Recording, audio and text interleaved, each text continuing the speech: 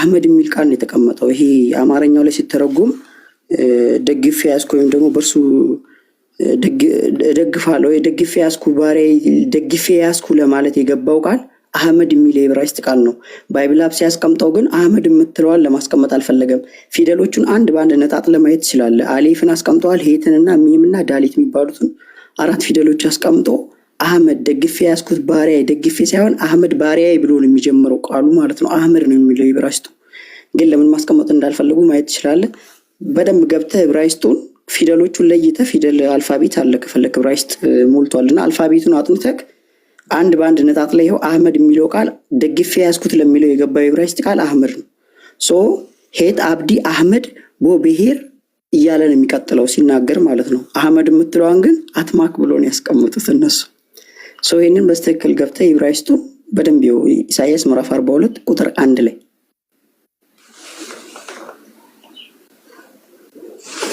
ሰላም ብያለሁ። ቤቲ ያቲ እንዴት ነው? ሰላም ነው። ያዲ ኢየሱስ መልእክተኛና ዛራና ነው ኢየሱስ መልእክተኛና ባሪያ መሆኑን አምኖ ነው ኢየሱስ ነው ብሎ አንዴ አቡበከር አለ ኢሳቅ አለ ያላችሁ ይሄን ሐሳብ አንዴ ረገጥ እንዲያረጉትና እንቅልፍ እንዳይተኛ ዛሬ ምክንያቱም ያስተኛው ሰላም ብሎት ይዳል ቤት ያንዲ ፈቀጂ እንቅልፋነኝ እናታሲ ስለኝ ስለንቀልፍ ሰላም ይበሉ እንቅልፍ የኔ እንቅልፍ ነው ያስተኛ ነብያችን ሰለላሁ ዐለይሂ ወሰለም ላንተ መልእክት ለማድረስ 23 አመት ሳይተኙ 23 አመት ሲሰቃዩ አንተ ዛሬ መተህ ያን መጽሐፍ ለመቀበል አንተ ዛሬ መተህ ያን እውነት ያን ሚራክል ያን ኦብሊጌሽን ያን ሰላት ያን ዱዓ ያን ዘካ ያን ሐጅ ለመቀበል እኮ ኪሳራ ነው ለኛ። ስለዚህ መተኛት አይቻልም። እንዴት ይቻላል? ቆይ ቤቲ ምን መሰለሽ አሁን እዚህ ጋር ያለው አቡበከር ነው ረጅም ጊዜ አቡበከር ግባ። እሺ እንትን አለ አንተ ረጅም ጊዜ ቤቲ ምን አለ መሰለሽ ማን እንደምታስተውሽ ልንገርሽ። አህመድ ነው የምታስተውሽ በላያን ልክ እንዳንቺ ነው እና አቡ በርቺ ጎበዝ እንደዚህ ነው ለቆሙለት በመስከር እንደዚህ አቡበከር ያውራ ፕሊስ አይዞሽ እንቅልፍ መቼም አይወሰድም። እንቅልፍ እንደም ቢራል ሳወራን እንቅልፍ የኔ ፖይንት የማያስተኛ እውነት አለ። ኖ እኔ ማውራው የማያስተኛ እውነት አለ። እንዴት ነው ግርህን ሰቅለህ የምትተኛው? ጧት ለፋጅር መነሳት ያለብህ ግለሰብ ነህ። እውነት ደርሳ ቀርባለች አንተ ጋር የባሰ ብዙ ተጠያቂነት አለብህ። እነዚህ ኮንቨርሴሽኖች ነገ ትጠየቅባቸዋለህ። አቡኪ ቀጥል። ክርስቲያን ባረጋት እንዴት ልሰብክ እንደምችል ልመሰክርኝ እንደምችል እንዲሁም ከዚህ በኋላ እንቅልፍ የሚነሳኝ አንቺን ክርስትና ላይ አለማግኘቴ ነው እንቅልፍ የሚነሳኝ። ስለዚህ ከዚህ በኋላ የቤት ስራ ነው የሰጠሽ። ሰማይ አዲ እንዴት ነው? ሰላም ነው አቡኪ እንዴት አለ? ምን እናድርግ መሰለህ? አይ ቲንክ አንተም ጊዜ ስላይለ ነብያም ይፈልጉሃል። አንድ ቀን ያዝና ልጆች ይፈልጉኛል። ይሄን ጥቅስ ጨምረን አሁን ቴትራግራማት ላይ ቅድም ስለ ያህዌ ስለሚለው ቃል ስለ ያህዋሃ የሚለው ቃል ቴትራግራማት ስለዛ ቴትራግራማት የአራቱ ፊደላቶች እስቲ እንዴት ነው ያ ከሙስሊሞች አንፃር እንዴት ነው የሚታየው እና የሚለው ነገር አንድ ቀን እንትን ብንልበት ሌላ ጊዜ ቢወራበት ይሻላል። አይ ቲንክ ይወራ ያለው ፕሮፋይል ላይ ያለውን ስሞች አይደል? ፕሮፋይል ይታያል። ያን ነው አዎ ያ አይቷል። እሺ ደስ ይለኛል። እመጣለሁ ካለው እኔ በቃ እንደዛ እናደርጋለን። ቀጥሉ ከነቢሪያ ጋር ብዙን ነገር ቤሪያ ከሰላምታ ውጪ ምንም ላደርግ አልችልም። ሰላም ብዬ ነው ወርደም ይችላል። ቀጥሉ። ሌሎቻችሁ ማን ነው ሰላም እያለኝ ነበር? ሰላም ብያችሁ አይደል? ቤሪያን ሰላም ነው ቤሪያ ሰላም ነህ? እንዴት ነህ? ከእናንተ ጋር ይጨርስ ያዲ ችግር የለውም። ከእናንተ ጋር ይጨርስ ያዲ። አንድ ጥያቄ መጨረሻ ጥያቄ የአብርሃም ሃይማኖት ምንድን ነበረ? አንዴ እሱን ብቻ መልስልኝ እኔ እንቅልፍ እንድተኛ ዛሬ። የአብርሃም ሃይማኖት ምን ነበረ? ምንድን ነበር? አብርሃም ያመለከው በቃ አብርሃም ያመለከው እኮ አንድና አንዱ ነው። ስላመለከው ፈጣሪ አላወራሁም። ሃይማኖቱ ምንድን ነበረ? was he a Christian? was he a Jew or was he a Muslim or do you not know what his religion was? አራት ምርጫ ተሰጥቷል። አንዱን ምረጥ quickly። ምንድነው? እንዲሁም ክርስቲያን ጁዊሽ ካልሽ እንዲሁም የአብርሃምን አምላክ ነው ሁሉም ያመለኩት። ስለዚህ አብርሃም አንዱን አምላክ ነው ያመለከው። ሃይማኖት ነበረው እንዴ? አሁን ክርስቲያን ነበር። ክርስቲያን አብርሃም ነው ክርስቲያን ነበር። ቆይ እሱ ሃይማኖቱ አይቶ ተሳልሞታል። ያው ክርስቲያን ነበር። አረ ያልበላህን አትከካ። አንተ ምን ሆነህ ነው? ተረጋጋ እንዴ። ቆይ አትዳክ ቤቲ ከሁለት አንዳችን አንተኛም ዛሬ እንዳትጠራጠሩ። ወይኔ አልተኛም ወይ እሱ አይተኛም። አንብብ ይሄንን ኦርቶዶክስ ነበር ይገርምሻል። Ekra, read. What does it say? Abraham was neither a Jew nor a Christian, but he was one inclining towards Allah, a Muslim, because a Muslim means submitting to Allah. What if I bring the word a Muslim from your Bible or from the Hebrew word? እሱን አፕሮች አንሄድበትም። ቀጥሉ።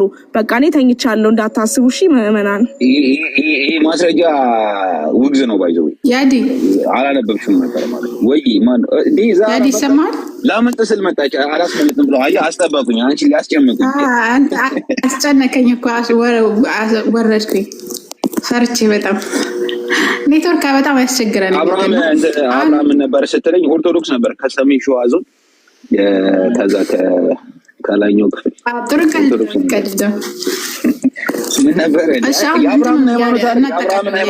የአብርሃምን አምላክ አላውቀውም። ይኸውልህ አንተ አላውቀውም ትላለህ። እኛ ሙስሊሞች ግን አፋችንን ሞልተን ሁላችንም ሙስሊም ነው ብለን እንመሰክራለን። ቀጥሉ።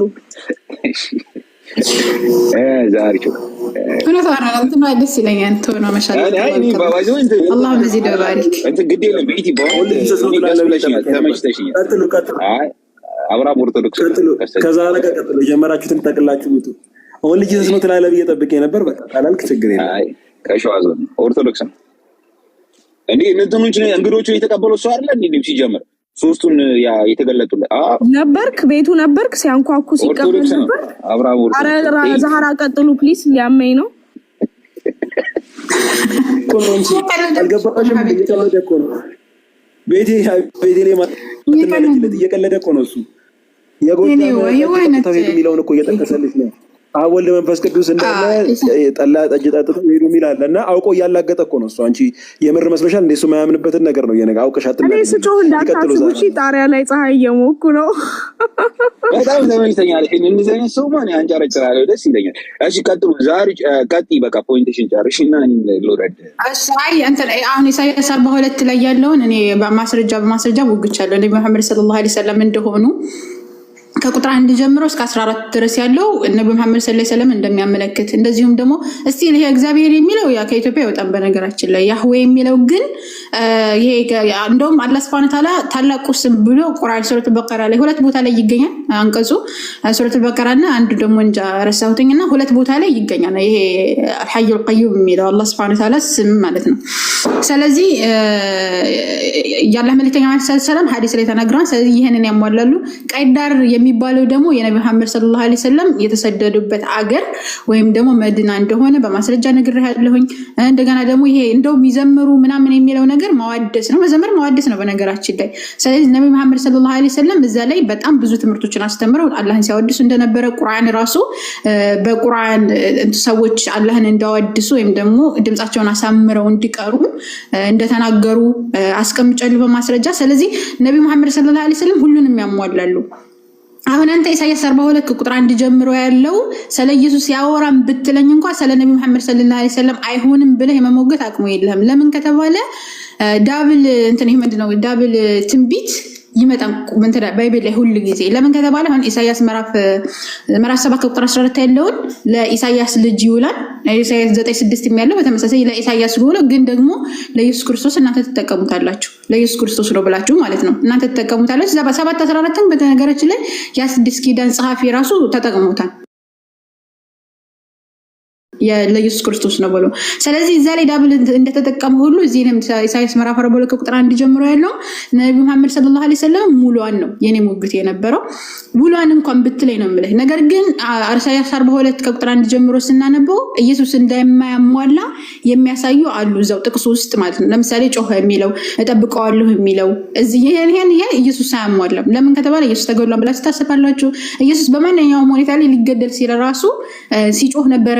ኢብራሂም ላይ 5:7 መመልከት ይችላል። ኢየሱስም ጮኸ እያለ ኢየሱስ እንደ ጮኸና አድነኝ እያለ ሲለምን እንደነበረ ትመለከታለህ። እንደውም ጮኸ እያለ ነው ሁላ የሚናገረው። ድምጹን ማያነሳም የሚለውን ጭራሽ ኢየሱስ ክርስቶስ እንደማያሟላ ነው እኔ በማስረጃ ያሳየውክ። አሁን አንተ እንደዚህ ይጠብቀዋል የሚለው ነብዩ መሐመድ ሰለላሁ ዐለይሂ ወሰለም ከመርዝ ጭምር መርዝ ሰዎች ሊያበሏቸው አይሁዳውያን ሊያበሏቸው ሲፈልጉ ራሱ ነብይ ከሆንክ አንተ ነብይ ከሆንክ ይሄን ነገር ታሟላለህ፣ ካልሆንክ ግን በቃ ትላቀቀን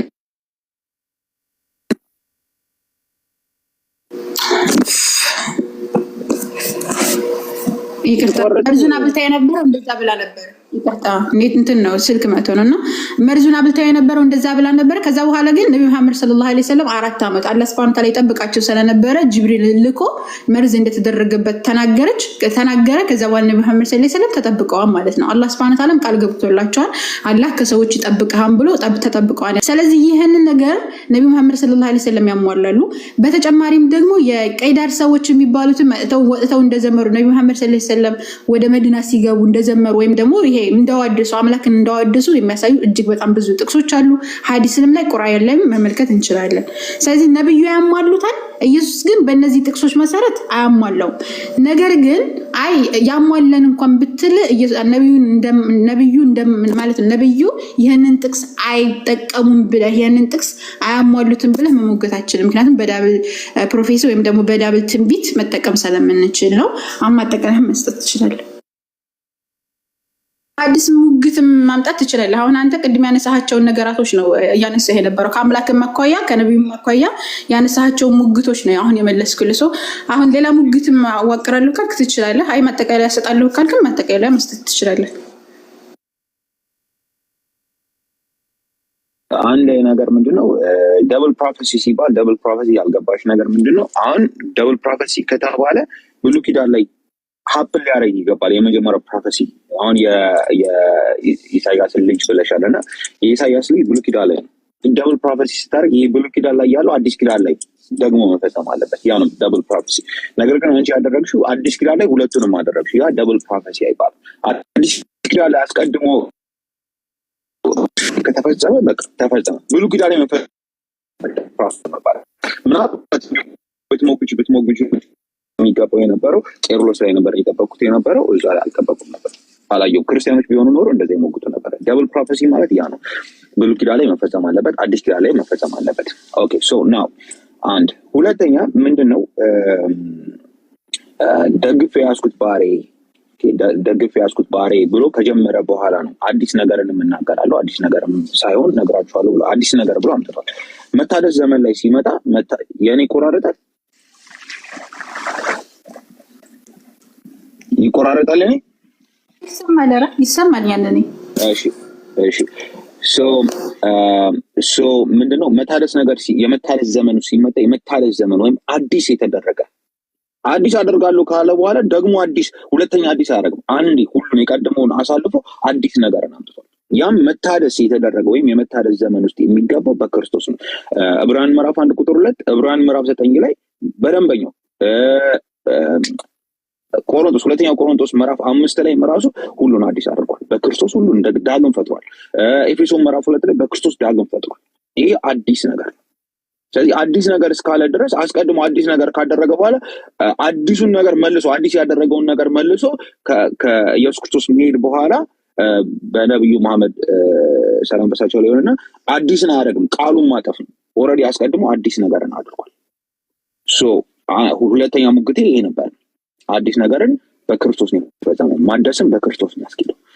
አልጠበቀውም ጠበቀው የሚል ነገር አምተሻል።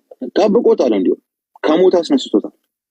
ሞቶ አልቀረም፣ ከሞት አስነስቶታል። እንዲሁም ካየን ማለት ነው ካየን በማወዳደር ደረጃ ብናወዳደር ይቅርታ ለቃላቴ ግን ነብዩ መሐመድ በረፍት ላይ ነው ያሉት። ነብዩ መሐመድ በረፍት ላይ ነው ያሉት። ኢየሱስ ክርስቶስ ግን ያው እሺ ሲመጣ ምን አይነት ልብስ ለብሶ እንደሚመጣ እንዴት እንደሚመጣ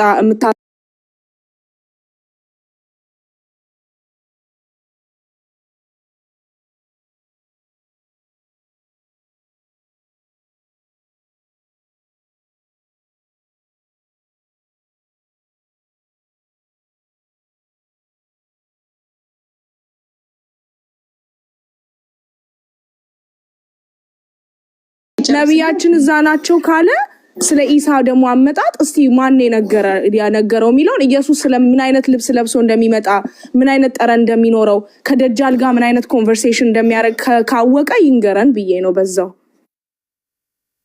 እሺ ችግር የለውም ብቻ ባይዘው አንቺ አዞሬውን ራስ በጠይቅሽ ሊፈርድ የሚመጣው ማን ነው? ብቻ በቁርአን ራሱ ይናገራል። ሊፈርድ የሚመጣው ማን ነው? ያዲ እስጨርስ ከዛራ ጋር ጨርስ ተረዳትና ቀጥል። ጥያቄ በጥያቄ ማድረግ እኔ በዛው ተያይዞ ነብያችንን ስላነሳ ነው። እኔ ይሄን ነገር መግባት ፈልጌ አይደለም። ነብያችን የት ናቸው ብሎ ኢሳ የት ነው ሲል ኢሳ እንደሚመጣና እንዴት እንደሚመጣ ግን እሱ ስለማያውቅና ነብያችን ስለነገሩ እዛ ጋር ያለውን ባላንስ እንዴት ማድረግ እንዳለበት እሱ እንዲያስረዳን ነው። ቀጥል ወሬህን፣ ችግር የለውም። እሺ ቤት ምን አለ መሰለሽ፣ አሁን ልጨርስና ይሄንን ከዛ በኋላ ከሰሩኝ ሰማሻለሁ። በጣም እንትንሽ መንፈስሽ ደስ ይላል። እኔ ወድጄዋለሁ። አስተፋችን ኦኬ። በመጠበቅ ደረጃ ጠብቁታል፣ ከሙታን አስነስቶታል። ሁለተኛ አዲስ ነገር ፈጽሟል በሱ። ሶስተኛ ባይዘው ሶስተኛ አንድ ነገር ልንገራችሁ። ሶስተኛ ቁጥር 8 ላይ የቀደመው ነገር አለፈ አዲስ ነገርንም እናገራለሁ ነው የሚለው። ባይዘው እናገራለሁ ነው የሚለው። ስለዚህ እንደዚህ ይላል። ከጥንት ጀምሮ እግዚአብሔር በተለያየ አይነትና በተለያየ ጎዳና ለአባቶቻችን በነቢያት ተናግሮ አለ። በነቢያት ተናግሮ ሁሉም ወራሽ ባደረገው ደግሞ ዓለማትን በፈጠረበት በልጁ በዚህ ዘመን መጨረሻ ተናገረን ይላል። ቃል በቃል ተናገረን ይላል።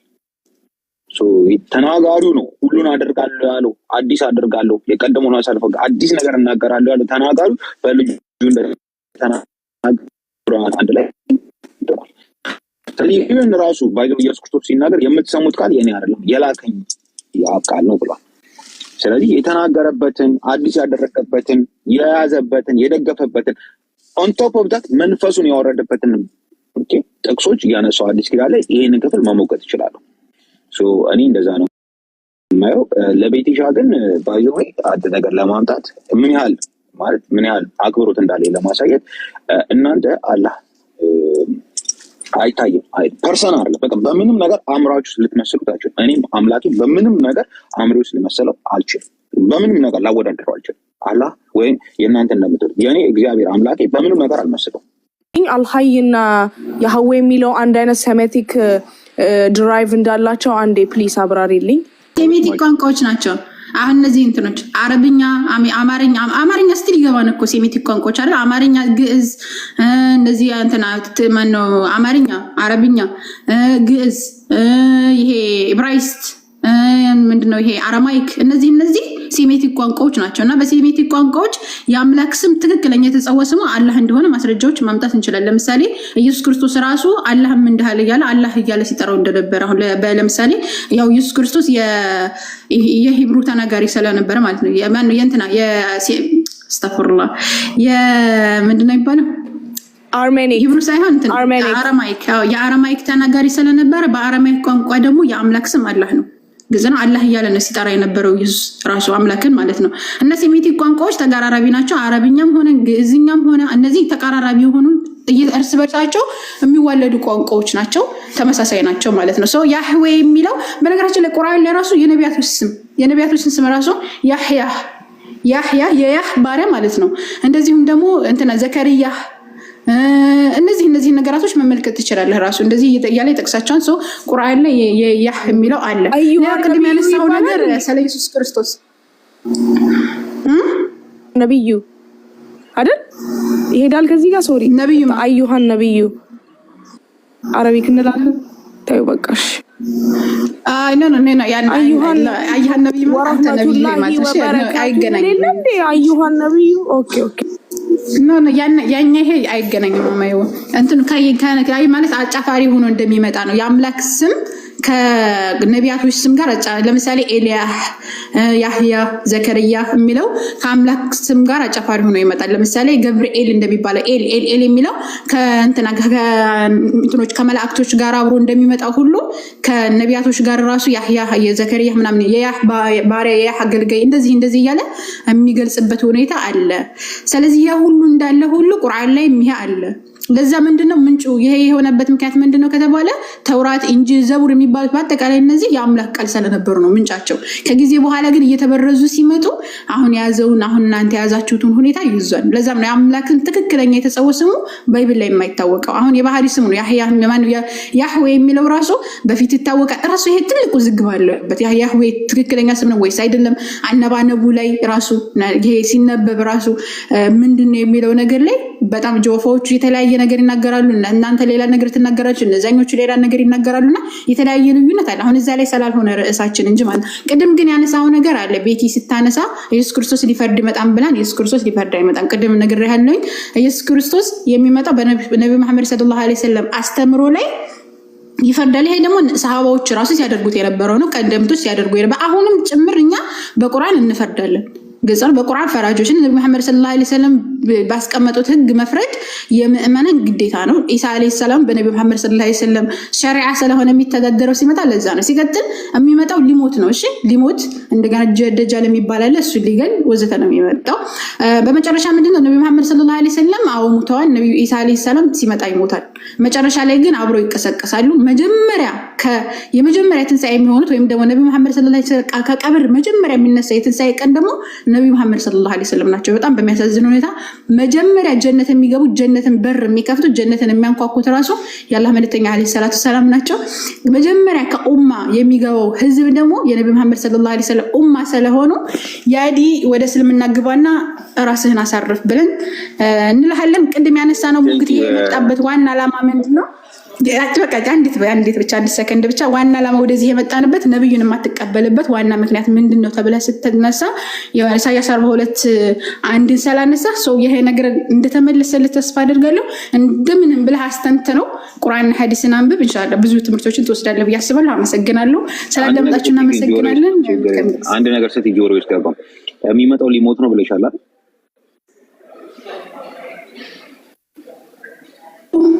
ስለዚህ አሁን ህያው ነው ብለሽ ታምኛለሽ? ሊሞት ነው የሚመጣው። አሁን ህያው ነው ብለሽ ታምኛለሽ? አዎ አሁን ሁለተኛው ሰማይ ላይ ይገኛል። አምላክ አድኖታል። አሁን እናንተ እንደዛ አድነኝ ብሎ አምላክ ህያው ነው ወይ? አምላክ አይልክ ነቢያቶችን አምላክ አላህ አዘወጅል ያድናል። ነብዩ መሐመድ ሰለላሁ ዐለይሂ ወሰለም ሊገሏቸው ሲሉ ከቁረይሾች እንዳዳነው ሁሉ እንደዚሁም ሙሴን ፊራውን ሊገለው ሲል እንዳዳነው ሁሉ ኢየሱስ ክርስቶስና ከአይሁዳውያን አድኖታል። ሁለተኛው ሰማይ ላይ ይገኛል። መጨረሻ ዘመን ላይ ይሞታል። ይመጣና ይሞታል። በነገራችን ላይ ከተገኘ አረጋሪቱ ጥያቄ ማለት ሁለተኛው ሰማይ ላይ ከተገኘ ህያው ነው ወይ? ህያው ነው ትያለሽ? አሁን ሁለተኛው ሰማይ ላይ በህይወት ነው ያለው ሰና አካሉ በህይወት ነው ያለው። አመሰግናለሁ። ታዲያ እንደዚህ ከሆነማ እኔ አሁን እኮ ትክክለኛ መልስሽ ህያው የሆነው ነው የምሰማውና በዛ ነው። አንደኛም ኢየሱስ ክርስቶስ እኮ ታዲያ መጥቶ ይሞታል እኮ። አሁን ህያው መሆን እኮ አያስገርምም። ሟች ነው። ዋናው ነገር ምንድነው? ኢየሱስ ክርስቶስ ሟች ነው። ሊመለክ አይገባው ነገር አንተ ተመልከው። ቆይ ትንሽ አድክሞሻል። እኔ ጋር ለኔ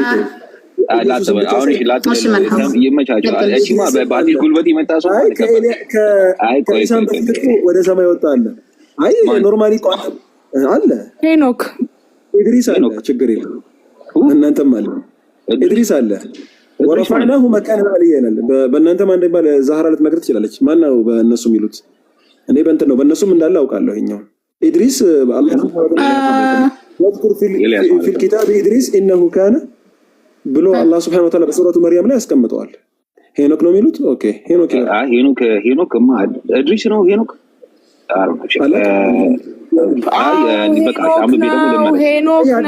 ሄኖክ ነው። አዲስ ችግር የለም። በኋላ ያቸዋለሽ። እሺ ዶረ ስራ መጣ። ቤቲ ግን ጣራ ላይ ብዙ አትቆይ፣ ጥሩ አይደለም። አንዴ አዲስ ስማው ወይ ቲቲ እኔና ብሽር በጣም እንዳስቸገርን አውቃለሁ። ሰዓትን ወስደን ባህል አዲስ ነገር ላወራ አይደለም ግን አዲስ ነገር ለማወቅ ጥረት አድርግ። አላህ ቁርአን ላይ አይሁዶችንም የሚጠቅሳቸው በአንድ ቃል ነው። ምን እንዳሉ ታውቃለህ? ልክ ነብይ ሰለላሁ ዐለይሂ ወሰለም መተው ሊያስተምሯቸው ሲሉ وقالوا قلوبنا غلفان ልባችን በቃ ሙሉ ነው፣ በቃ ዕውቀት ዘጭነን ባለንበት ነገር ደስተኞች ነን፣ በቃ አጨቅጭቀን ይሉ ነበር። ይሄ መንገድ የሚሰጡ ሰዎች ወይም በቁርአን ላይ በቃ ጠማማ የሚባሉ ጥመት ያሉ ሰዎች መገለጫ ነው። ምንጊዜም ያለን ነገር መገምገም ኤልያስ ነው ይላሉ። ምን ችግር የለውም እና ሁልጊዜ ኦፕን ማይንድ መሆን ጥሩ ነው። ዲፌኒንግ ሜንታሊቲ ብቻ ሳይሆን እስቲ ይሄ ነገር ምንድነው የሚለውን ነገር ማወቁ እንደው ባይጠቅም እንኳን አይጎዳም። እንዴ አሁን ያለውበት ነገር ደስተኛ አድርጎኛል። ይሄ የአይሁዶቹም ነው በነገራችን ላይ እንዲህ ነበር ሲሉ የድሮ መልእክተኞችም በአጠቃላይ መልእክተኞችም ሲመጡ ህዝቦቻቸውን ሲያናገሯቸው በቃ እኛ ያለንበት ነገር በቃ ሳትስፋይድ አድርጎናል፣ ሌላ ነገር አንፈልግም፣ ተረጋግተናል የሚል መልስ ነው የሚሰጡት። እና እንደዚህ አይነት መልስ ከአንተ አልጠብቅም። በዚህ ጊዜ ቢያንስ አንብበኸው ተረድተኸው ቢሆን ደስ ይለኛል። እና አፉ በለኝ፣ እኔም ሰዓትን አልወስድም፣ ይበቃኛል። ባይዞ የጀስማኖቹ ቁርአን እኮ አነባለሁ። የእንግሊዝኛው ነው አሁን የአማርኛ እየፈለኩ ነው እና ያለውበት ቦታ አጣው እንጂ ቁርአን አነባለሁ። ካላነበብኩኝ ወይ አፕሊኬሽን አለ። ለመጀመሪያ ጊዜ እኔ ሳነብ ምን ብሎ እንዳስደነገጠኝ ልንገርህ። አሁን እንቅልፍ ላይ መጣሽ። አሁን ደግሞ ልቤ ላይ ልመጭ ነው በማስደንገጥ አይሆን። አንዴ ልንገርህ። እናንተ የመጽሐፍት ባልተቤቶች ሆይ ከመጽሐፉ አስቀጥለን ቁርአንን ሰተናችኋል። ቁርአንን በአፋችሁ እንዳታረክሱ ወይም ዝቅ እንዳታረጉ ይላል። አስደነገጠሽ? Because the owner is speaking about the whole books and about the book I was reading. አንተ እንግዲህ እቲ አንዴ ከመውጣቱ በፊት ኢሳ ሲመጣ ሽታው፣ ልብሱ፣ ደጃል እሷ ሞመንት አጠራርግ አንዴ ንገረው እንዲያቅና እንዲጠነቀቅ ፕሊዝ። ቢዚ ልብሽ ቀርበ ነው። በዚህ ከደነገጥሽ እንግዲህ አሁን ከፍ ያሉ ነገሮች ባመጣ ብዙ ደነግጫለሽ። ስትደናገጭ ተጠባ አይደለም። እሺ ለማንኛውም ኦርቶዶክስ ነበርኩኝ ችግር የለውም። እሺ ዶንት ወሪ ንገረው። በነገራችን ላይ ሪላቲቭ ነው። የሰዎች እይታ ይለያያል። አንዳንዶች በአንዳንዶች አንቀጽ እንትን ይላሉ። ይሄ ችግር የለውም። እኔ አሁን ያዲ ልቡ ተንጠልጥሎ ለማውጣት ፈልጓል። በዚህ ሁኔታ እሱን ማውራቱ እንደውም እስካሁን ያዝ ነው ብዬ ነው ማስበው። እሱ ያዲ አይቀመጥም። አመሰግናለሁ። ዛሬ እንትን ይበልና አብሽሪ። ምን ነው ስለ ኢሳ ህያው መሆን ሲሆን ነው ልቡ ተነሳሳ። ብንገረው ችግር የለውም። በጣም ስላስቆምነው ከብዶኝ ነው እንጂ ብዙ ስለተቀመጠ ነው እንጂ ቅድም ራሱ ነብዩ ሞተዋል ሲል ነብዩ ሰለላሁ ዐለይሂ ወሰለም አላህ የተለየ ነገር ሰጥቷቸዋል ቀብር ላይ ራሱ እያሉ ማለት ነው። እያንዳንዱ ማህበረሰብ የነብዩን ሰለላሁ ዐለይሂ ወሰለም ስም ባነሳ ቁጥር ሰለላሁ ዐለይሂ ወሰለም ሲል ህያው እንደሚሆኑ በሐዲስ መጥቷል። ለምሳሌ በዚህ ልክ ነው የምናምነው ህያውነትን። ቅድም ስታወራ እንደውም የተለየ የነብዩ ሰለላሁ ዐለይሂ ወሰለም ከተሰጣቸው የተለየ ነገር አንዱ ሐታ ሰላት ሲደረግ እሳቸው ሰላም ይሆኑ ሲባል በእሳቸው ላይ መልካምን ስንመኝና የእሳቸውን ስም ባነሳን ቁጥር አላህ ሱብሓነሁ ወተዓላ ህይወታ ምንድነው ሩሄን ይመልስልኛል ብለዋል። እና ሩህ ይሄ በዚህ ልክ ነው ነብዩ ሰለላሁ ዐለይሂ ወሰለም ሲጠቀስ ማለት ነው። እና ያን ማውራት ፈልግ ነበር ግን በዚህ ሁኔታ አልፈልግም። በቃ እንትን ስላለ ልቡ እንትን ስላለ ኢንሻአላህ ተረጋግቶ ሌላ ጊዜ ያዲግና ሙስሊም ትሆናለህ ብዬ እጠብቃለሁ ኢንሻአላህ። ሞር ለነሪናር ግምት ብሰጥም ትክክለኛ ዩኒታሪ እነሱ ናቸው። ይቅርታ አድርጉልኝና ያዲ ዝም ብሎ አንድ ቢልም በቃል ነው አንድ የሚለው ሰለዋቱም እንትኖች ኤንጅሎች ይዘውት እንደሚሄዱም ንገረው አንዴ። ሰለዋቱ በኤንጅሎች ለፕሮፌት ለነብያችን እንደሚሰጣቸው ንገረው። ናም ይሄን በነገራችን ላይ ያዲ እኮ ያውቃል ብዙ ነገር። ከኛ ጋር ብዙ ዓመት የተቀመጠ ሰው ነው። አላህ ሂዳያ እንዲሰጠው ቀልብ አድርጉ እንጂ ከእውቀት አንፃር እንትን የሚለው አይደለም። ትሪኒቲን አይቀበልም። ለምሳሌ አንድ አምላክ ይላል። ምንም እንኳን በቃል ደረጃ ነው እኔ ማምነው። ኦንሊ ጂሰሶች እንደነዛ አይደሉም። ጥርት ያለ አንድ አምላኪ እነ ሬነር እነ ቤሪያ ምናምን ናቸው። እሱ በአንደበቱ አንድ ይላል፣ መልሶ ግን ይጋጫል አስተሳሰቡ ማለት ነው። እና የሸሪዓ የሆነ እውቀትን በተወሰነ መልኩ ከነ ኡስታዝ ወሂድ ምናምን ስለወሰደ ብዙ ውሸት ነው። በነገራችን ላይ እኔ እንትኖች ኦንሊ ጂሰሶች አንድ አምላክ አያመልኩም። ውሸት ነው። ያው ቴክኒካል ነው እንትኑ ቴክኒካል ነው አባባላቸው ቴክኒካል ነው ለየት ይላል እንጂ ልክ እንደ አውቶማቲክ መኪናና እንደ ማርሽ እንደው እንደ ማኑዋል መኪና ነው የምትሉት። ማርሽ አለው ሁለቱም፣ ግን ያው ስታይና ሳታየው እንደምትባለው ማለት ነው። እና ስላሴን በመሸሽ የመጣ ነው። እኔ ብቻ አላኩል ያህል ያውቃል ብዙ ነገሮችን። ሌላ ጊዜ በደንብ እንነግረዋለን። ቤቲ አሁን ሰልችቷል፣ መውጣት ፈልገዋል፣ እንትን ብሏል። ኢንሻአላህ ሌላ ጊዜ በደንብ አድርገን ደግሞ እንነግረዋለን። አላህ አልሰለቸውም ግን ሜል አለ ቢለዛ ነው። ተባረኩ። መልካም ቀንሽ በኋላ ያቻለ የነብዩ ሰለላሁ ዐለይሂ ወሰለም ትዕዛዝ ለማክበር ብዬ ነው ሰውየው እንትን ባላለበት ሁኔታ መናገር።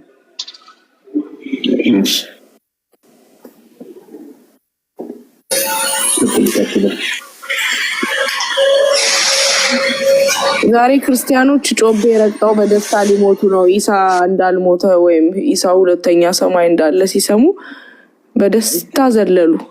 ይሄ እኮ እንትን የለውም። ይሄ እኮ ምንም እንትን የለም። ኢሳ አለይሂ ሰላም አልሞተም። ሊሞት ነው የመጣው አልሞተም። አላህ ሱብሓነሁ ወተዓላ ጠብቆታል። ይሄን ደግሞ ሲያደርግ አላህ የመጀመሪያው አይደለም። ከሱ በፊትም ብዙ አላህ ሱብሓነሁ ወተዓላ ወደ ላይ የወሰዳቸው አሉ። ያ ብቻ አይደለም። ኢቭን በህይወት እያሉ 300 ዓመት ምናምን ምድር ላይ ያሉ ራሱ ህይወት አድርጎ 300 ዓመት ምናምን ያስቀመጣቸው አሉ። የሆነ ነገር ተናግረው ቁርአን ላይ አለ ህያው ሆኖ 300 ዓመት ድረስ በእንቅልፍ ብቻ እንዲቀመጡ አድርጓቸው መልሶ ህይወታቸው አጣፈለ ያለ ሌሎችም አሉ። ሌሎች አንገር ተራም حتى እዝራ ራሱ ቢወጡ ዑዘይር ራሱ በአንድ ወቅት መንገድ ላይ የሄደ የሆነች የወደቀች ከተማ ማህበረሰቡ ያለቀበት ቦታ ላይ ምናምን ሲያልፍ ይሄ ሁሉ ወድሞ ህዝቡ ወድሞ ሀገሪቷ በአፍጢሟ ተደፍታ ምንም ነገር የለም ፍርስርስ ብሎ ሲል አረ እንዴት ነው ይሄ ሁሉ ህዝብ አልቆ አላህ እንዴት ነው ይሄንን ህያው ማደርገው አለ። አና ይحيله እንዴት ነው አላህ ይሄንን ህያው የሚያደርገው ብሎ አለ። ከዛ አላህ Subhanahu Wa Ta'ala ለመቶ ዓመት ያው ሞትም እንዳይባል አልሞተም፣ ህይወትም አለ እንዳይባል ህይወት አይደለም። ከዛ በኋላ አላህ ቀሰቀሰው። ከዛ ጊዜ በኋላ የሱን ኃያልነት ሊያሳየው ማለት ነው። እና ይሄ መጀመሪያ አይደለም ማቆየት ከጊዜ በኋላ እንደውም ጁሾች እኮ the son of Allah የሚሉት እኮ እሱን ነው እኮ ኤዝራን ነው አይደል እኮ። እና ይሄ ምን ለማለት ፈልጌ ነው፣ ኢድሪስንም ቅድም ጠቅሻለሁኝ።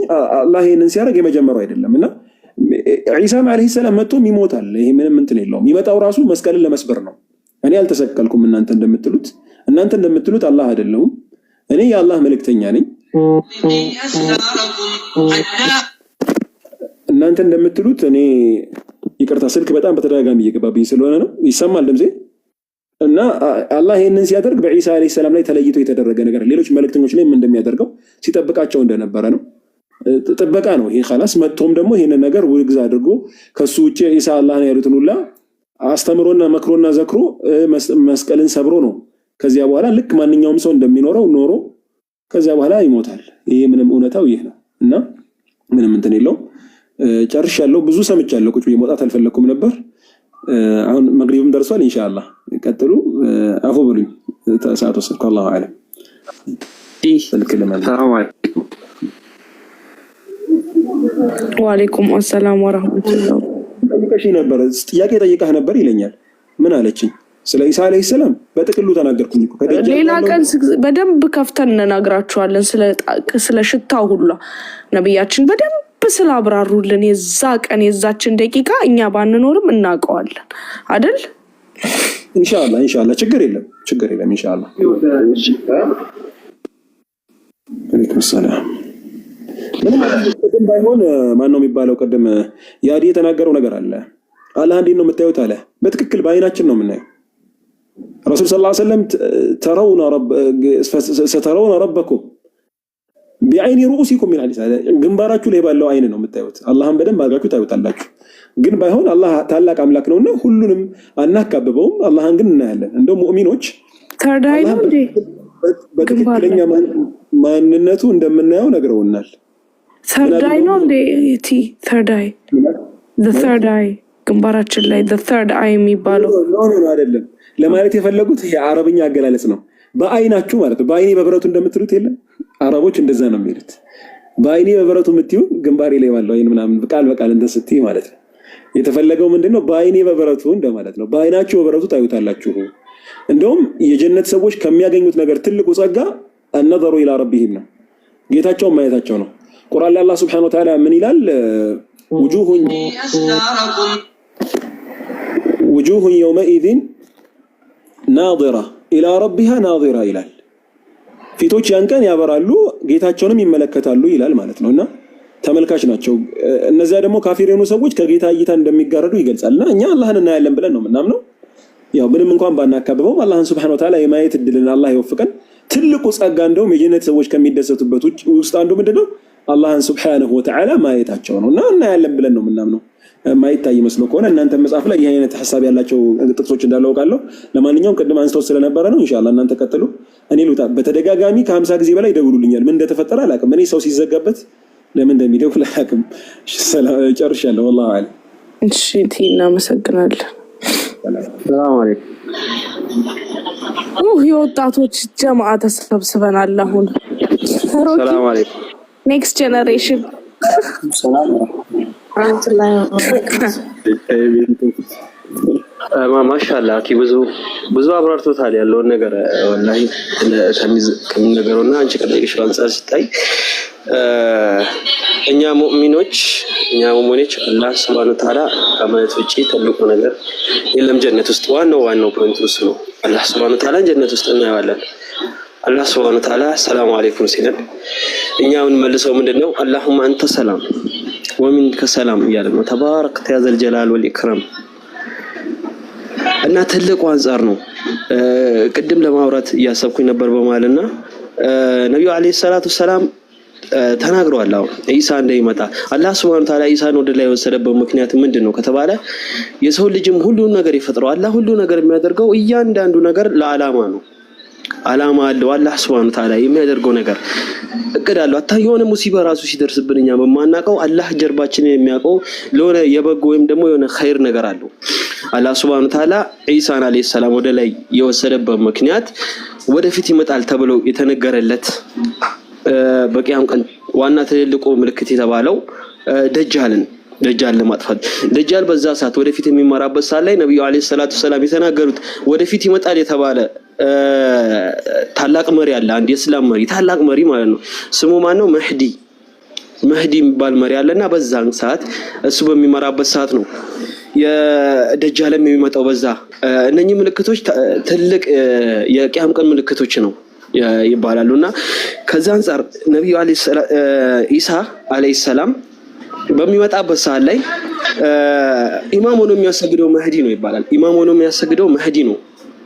ከዛ ኢሳ አለይሂ ሰላም ይወርድና የት ነው የሚመጣው? መስጂድ አልአቅሳ ሱቢል ለመስገድ ይመጣል ይባላል። ሱቢል ለመስገድ በመጣበት ሰዓት ላይ አሰግደን ይሉታል። ማንን? ኢሳን ማለት ነው። ኢሳን አሰግደን ሲሉት ላ እኔ አላሰግድም ነው ያለው። እሱ ለምንድን ነው ከተባለ የነብዩ አለይሂ ሰላቱ ሰላም ምን ህግና ህግጋት ነው የሚከተለው፣ ሸሪዓውን ነው የሚከተለው በዛ ሰዓት። ከዛ ሰግድ ነው ሙእሚኑ ኋላ ይሰግዳል ማለት ነው። ከዛ ደጃልን ካጠፋ በኋላ ደጃል ባይዘዌ ለ40 ቀናት እቺን ምድር ያናውጣል ይባላል። ለ40 ቀናት ሐታ መካና መዲና ሲቀሩ ማለት ነው። ከዛ 40 ቀን ውስጥ አንደኛው ቀን የሚባለው እንደ አመት ይለጠጣል። መውሸት የለም። ሙሉ ቀን ነው፣ አንድ አመት ማለት ነው። እንግዲህ አስቡት፣ አንድ አመት ማለት ያቺ ቀን አንድ አመት ነው። እንግዲህ በዛ ያይል ነው። በጣም ብዙ ፈተና ነው የሚያመጣው ተባለ። ደጃል መሲህ ብለን መንጠራውኛ ሁለቶች አሉ። አንድ መሲህ የኢሳ ኢብኑ መርየም፣ ሁለተኛው ደግሞ መሲህ ደጃል። ሁሌም ሰላት ላይ ከተሸሁድ በኋላ ከነብዩ አለይሂ ሰላቱ ሰላም በኋላ ሰላዋት ካወረድን በኋላ የምናስቀጥለው ዱዓ ያለ ከደጃል ፈተና ያስጠብቃል የሚባለው ማለት ነው። اللهم إني أعوذ بك من عذاب القبر ومن عذاب الجهنم ومن فتنة المحيا والممات ومن شر فتنة المسيح الدجال ያንን ፈተና ካለፈን በኋላ ነው ኢሳ አለይሂ ሰላም እሱን ከገደለ በኋላ ነው አመታትን ከኖረ በኋላ ነው ከዛ ይሞታል ብለን እንምንለው። አላህ ሱብሃነሁ ወተዓላ ኢሳን ያነሳበትና ዋነኛው ጉዳይ ከዛ አንፃር ነው። የሚመጣበትን መልኩንም ሁሉ ነገር በሐዲስ ተቀምጦልናል። ሐታን መላእክቶች ማንና ማን ከግራና ከቆኝ ይዞት እንደሚመጡ ቃል በቃል ተነግሮ ተቀምጦልናል። ሲመጣስ ምን አይነት ነው፣ ጸጉሩስ እንዴት ነው የሚለውን ነገር ማለት ነው። እና ቤቲክቲዬ አሪፍ ጥያቄ ነበር የጠየቅሽው። የትኛውም ክርስቲያን ሊያመጣው አይችልም። በዚህ አንፃር እንዴት ሊመጣና እንዴት ሊያበራ እንደሚችል አይደለም እሱም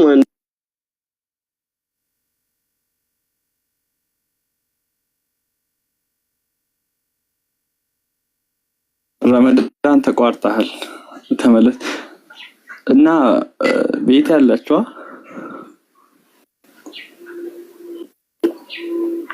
አልሰማም። ተማለ ቀጥል ተሰማል። አይ በዚህ አጋጣሚ ይሄን ነገር ክርስቲያኖች እያነሱት ነብዩ ኢሳ ብቻ ነው ደጃልን መግደል የሚችለው የሚባል ነገር ያነሳሉ እና እኔም ስላጋጠመኝ ነው። ነብያችን ሰለላሁ ዐለይሂ ወሰለም ሐዲሳቸው ላይ እንደተናገሩት ደጃልን ኢሳ ብቻ ስለሆነ ሳይሆን እኔም ባገኘው እሱን እገለዋለሁ ብለዋል። ነብዩ ኢሳ የሆነበት ምክንያት አንደኛ ደጃል አንቲክራይስት ወይም ሐሰተኛው መሲህ ስለሚመጣ ነው። በዛው አጋጣሚ አይሁዶችም የሚጠብቁት መሲህ እሱ ነው እና ደጃል የመጣ ቀን ትክክለኛው መሲህ አገኘ ነው ይላሉ። ከዛ ነብዩላህ ኢሳ ሲመጣ ደግሞ ደጃል እሱን ባየ ጊዜ እንደ ቂቤ ይቀልጣል ይባላል በሐዲሳቸው ላይ ነብያችን ሰለላሁ ዐለይሂ ወሰለም ሲገልጹት። ከዛ ነብዩላህ ኢሳ ይገለዋል። ከዛ በኋላም 7 አመት እዚህ ምድር ላይ ቆይና ይሞታል ማለት ነው። የዛን ታይም ላይ ይላሉ ነብያችን ሰለላሁ ዐለይሂ ወሰለም ከሙስሊም ውጪ ሌላ እምነት አይኖርም ብለውናል። እና አሊ ሰላም አለይኩም። ወአለይኩም ሰላም ወራህመቱላህ። እንዴት ናችሁ? እንዴት ነው? እስቲ ቦታውን ተረከቡ። ይሄን ቦታ ተዳርቄ ነው የመጣሁት፣ ደክሞኛል። ከነቢል ጋር አይቻለሁ። ወላሂ የማይደክም ብቸኛ ፍጡር ነው። ማለት አሁን የማይደክም ብቸኛ ፍጡር ብዙ ጊዜ ላነሳው የምፈልገው ሀሳብ ነው። ጥያቄ ማለት ካነሳችሁላቸው በኋላ ማለት ነው። ጥያቄ ትላንትም ተናግሬዋለሁ። ጥያቄ በመጽሐፍ ቅዱሳቸው ላይ ይሄ ጥያቄ አለ ካላችኋቸው በኋላ እነሱ ከመለሱ በኋላ የእነሱ መልስ ብቻ ተቀብለን መቀመጥ የለብንም። ነገር ግን ቁርአን ግን የሚለው እንደዚህ ነው ማለት አሁን እኛ እዚህ ስራችን እስልምናችን ወይም ደግሞ ሃይማኖታችን ለማንጸባረቅ እስከሆነ ድረስ የእነሱን መልስ ብቻ ለህዝቡ ማሰማት ሳይሆን እነሱ የሚሉት ይሄንን ነው፣ እኛ ግን የምንለው እንዲህ ነው ብለን መናገር፣ ግልጽ ማድረግ አለብን። እነሱ እስከሚጠይቁን መጠበቅ የለብንም። ገብቷቸዋል። ለምሳሌ አሁን ዛሬ አንድ እንትን ስላስተዋልኩ ነው። ቅድም ከነቢል ጋር የሆነው ልጅ እያወራ ነው። ነቢል እያወራ የነበረው ኢየሱስን ልጅነት ለማክሸፍ ወይም ደግሞ የተለያዩ አምላክ ነው የሚሉትን ኮንሴፕቶች ለማክሸፍ ነበር እንደዛ እያደረገን የነበረው እና አንዱ መጥቶ ይሄ እኮ ምንም እኮ እስልምናን እውነት የሚያደርገው ነገር የለም ማለት አያችሁ። እነዚህን ነገር ስናወራ ማለት ስለ ባይብል ነገር ስተቶችን ስናወራ ዝም ብለን ስተቶችን ከምናወራ ቁርአን ግን ስተት አለው ይላል። እኔ ስተቱን ነው እያረጋገጥኩልህ ያለው፣ የቁርአን አያ ትክክል መሆኑን እየነገርኩ ነው ያለሁት። ለምሳሌ አሁን ልጁ ለምንድን ነው በቃ ይሄን የምትነግሩን? እኛ እኮ አያገባንም። ገብቷል። እስልምና ከሆነ እስልምና ንገረኝ ነው እንጂ ባይብል ስተት ስላለው አትንገረኝ ሊል ይችላል። ነገር ግን ቁርአን ባይብል ስተት አለው። ወደ ቁርአን ነው፣ የእናንተ ጄኔሬሽን መጽሐፍ ቁርአን ነው ይላል። ያንን ነገር ነው እያረጋገጥን ያለ ነው ብለን ግልጽ እናደርግለታለን። እኛም ስንጠይቅ እነሱም ሲጠይቁ እስልምና ስለ እስልምና ከጠየቁን እስልምና እንዲህ ነው የሚለው፣ ነገር ግን ባይብልህ ምን እንደሚል ታውቃለህ ትለዋለህ። እሱም ባይብል ደግሞ ምን እንደሚል ተነግረዋለህ። ያ ጊዜ ነው የትኛው ትልቅ የትኛው ትንሽ መሆኑን በደንብ አድርገን የምናሳየውና ይህን ለማለት ነበር። ትላንትም ይህን ነገር በደንብ አውርቼበታለሁ። ለዛ ነበር የገባሁት። ይቅርታ።